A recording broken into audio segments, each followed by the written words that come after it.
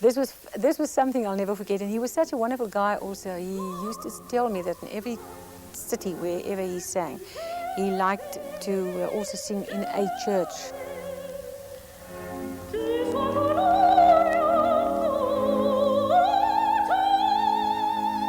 But for all her successes, for all her friends and fans, Mimi was desperately lonely.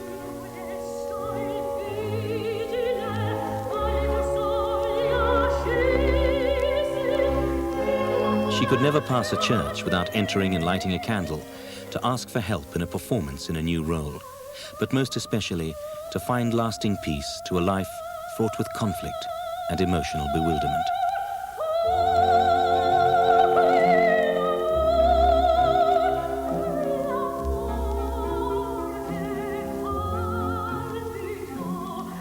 In 1965, an Italian businessman swept Mimi off her feet.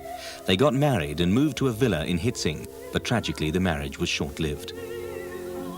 But always there was work, from Merry Wives of Windsor in '64 to Don Giovanni in '65, and in 1967 she played all 3 female roles in Tales of Hoffmann. Her mother and father visited her in Vienna for the first time to experience the extraordinary fame of their daughter, a fame that is seen in every aspect of Viennese life. In this archive television interview, we can see the sheer spirit that mesmerized the Austrians. German had truly become her second language. Und dann ein Nachmittag hat es mich gerissen. Ich konnte es nicht mehr nehmen. Ich musste eine Übung, ich glaube, 20 Mal machen. Und das hat mir fertig gemacht. Und ich habe gedacht, mein Vater kann ich nichts antun, wenn er mir sagt, du was, dann muss ich es machen. Ne? Aber dieser fremde Mensch, ich kann es nicht mehr, ich muss was machen. Und hat dann zu ihr gemacht, nee. Und ich habe gedacht, oh, jetzt Adored by the people, she is immortalized. Firstly with the Mimi Coertse rose. Josef Stakel, a world-famous rose grower, who at the time was flying over 1,000 roses to the Shah of Iran daily, bought a shrub from Herolds in Johannesburg. He cultivated it and named it after Mimi. It stands proudly in the Volksgarten in Vienna. A sculpture is created for the opening of the Civic Theatre in Johannesburg, 1962. And while Vienna State Opera commissions a portrait of Mimi to be painted in her role of La Traviata for their centenary, the Austrian state in 1966 bestows the highest honor on a singer by making her a Kammersingerin, a title equivalent to a knighthood. She would forever after be addressed as Kammersingerin Mimi Coertse, the coloratura soprano who had brought so much honor to the Vienna State Opera and who had complemented Mozart's music so perfectly.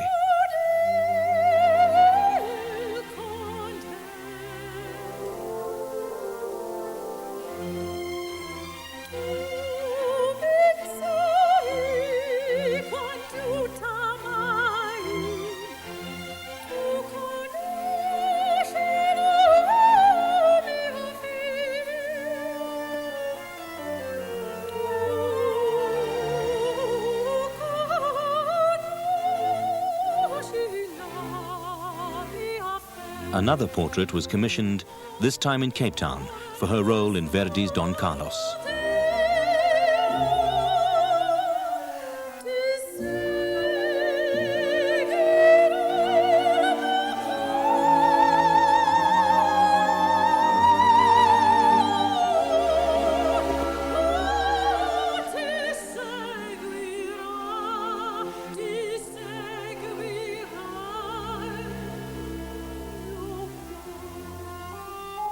By the end of the 60s, Mimi is at the peak of her career. Leonard Bernstein acclaims her his best Candide. A film is made to commemorate Robert Stolz. Mimi is asked to make a special guest appearance.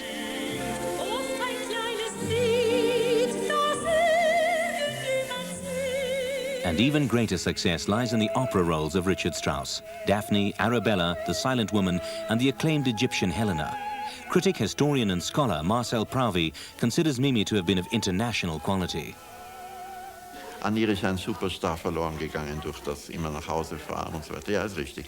Sie war also, wenn ich heutige Managementbegriffe rechne, war sie nicht gut gemanagt. Sie hat grandiose künstlerische Leistung gegeben. Sie war immerhin in der Wiener Staatsoper, einem der ersten Häuser der Welt. Wäre sie in die heutige Managementmaschine gefallen, hätte ein Herbert Breslin aus ihr das gemacht, was er aus dem Pavarotti gemacht hätte, wäre sie ein weltweiter Supername geworden. And then in 1970, she met South African businessman Werner Ackerman, the man who would ultimately bring her lasting happiness. They married in Pretoria on the 24th of October and returned to Vienna for another 3 years. Aber letzten Endes, oder ersten Anfang an, wie man will, ist Südafrika ihre Heimat. Und sie ist wieder nach Hause gegangen. Sie war hier zu Hause, aber wirklich zu Hause war sie halt in Südafrika. Und dort haben auch noch ihre Eltern gelebt, die sie ja, manchmal sind die hergekommen. Ich habe die Eltern auch gekannt. Aber sie ist wieder nach Hause gegangen, nicht? Und ihr Mann, der ja auch Südafrikaner ist, also es war nicht so irrsinnig schwer. Sie ist nicht ins Ungewisse gegangen, wissen Sie? 2 young children became her ultimate gratification and filled the spaces of her longing.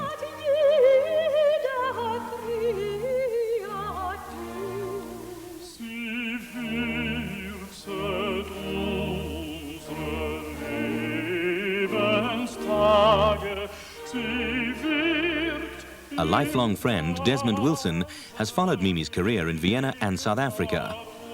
Her life took a new dimension.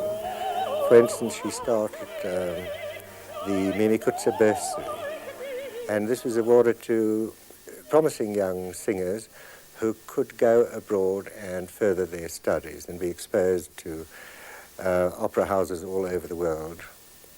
And also she started a series called Debut met Mimi. She started that, I think, in about 1983. She would go around to every large centre in South Africa and through her contacts meet with promising young singers of every race, creed and ethnic grouping. And then she would invite them to Pretoria and they would appear with Mimi at the State Theatre with the orchestra. So you can see that this is really the product of the whole of the country's young singers tonight on this stage. Laat ons hulle verwelkom met 'n baie warm hartlikheid. Dit is ons toekomssterre hierdie en hulle blink baie.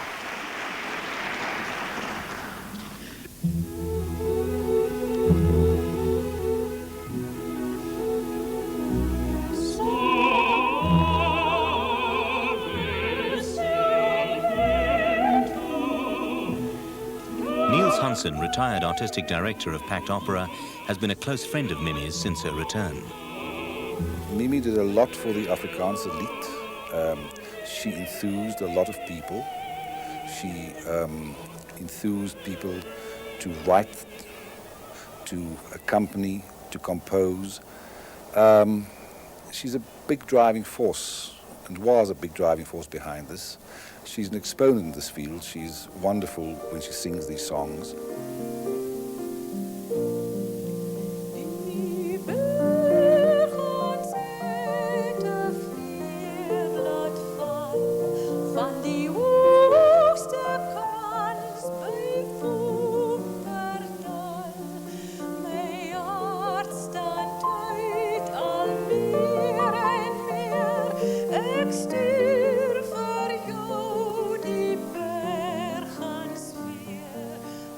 I dare say she gave the Afrikaner a wonderful boost to make him feel important.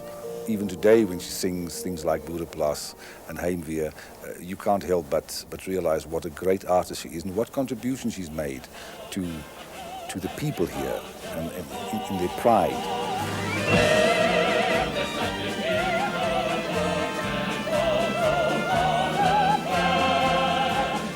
At Eisteddfod's music competitions and national events, she has given freely of her time.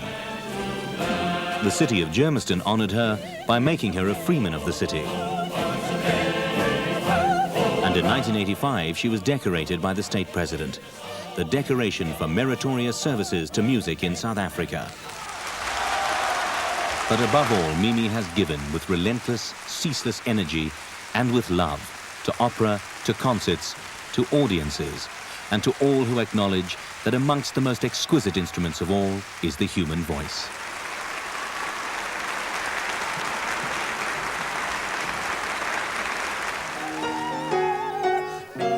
After every performance, there is another and another. A role to rehearse, a new costume to fit. In South Africa alone, she has made more than 50 television appearances, sung in well over 100 concerts and lieder recitals, and performed in more than 20 operas, adding the Marriage of Figaro to her repertoire. If she's your friend, you're fortunate. To work with Miss Coertse is not always that easy. She has a phobia about wigs. She throws her wigs on the floor and jumps on them. I think once or twice we managed to keep the wig on before she went on without a problem. But then, of course, we must remember that she's a very highly strung person, and she's a very happy person. She laughs a lot. And, of course, that must be sometimes. She laughs too much. She laughs in the middle of a rehearsal sometimes. And you never really know how the performance is going to gel. You have to wait till opening night. And she said to me many times, "Don't worry, when I've got my costume on and my makeup, I'll be fine." I didn't believe that in the beginning, and as a younger producer. But she has the ability to, when she smells the audience, to turn into a different sort of personality on stage.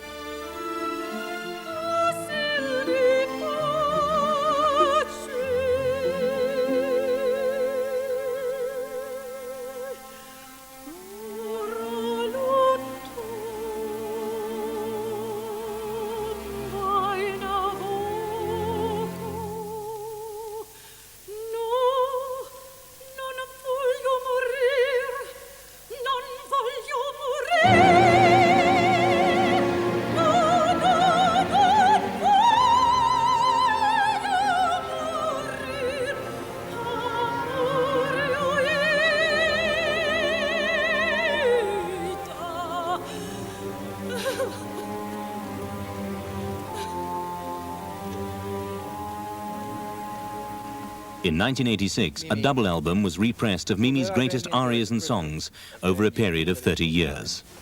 Like millions of music lovers around the world, I feel I've known you through your music, through your singing, and through that magnificent voice. Music, as you've shown us, is an international language. It's one which enjoys no boundaries, and it's one which enriches the lives of everyone it touches. EMI is proud to have been charged with the responsibility of remixing some of your finest recordings of over the last 30 years at our Abbey Road studios in London. I would like to present you with the first of these magnificent box sets, Mimi. Thank you.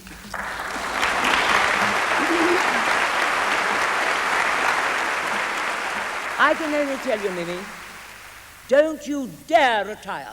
Toby Kushlik, Mimi's early drama teacher. Are going to need people like you to pass on your talent. Teach our young there is the talent, but they need people like you. I salute you, Mimi. I love you. And I want to wish you laughter and happiness, because in the end it's all that really matters. A life of laughter, happiness and memories. A complete life, sharing with the world and her beloved children, a rare and precious gift given by God.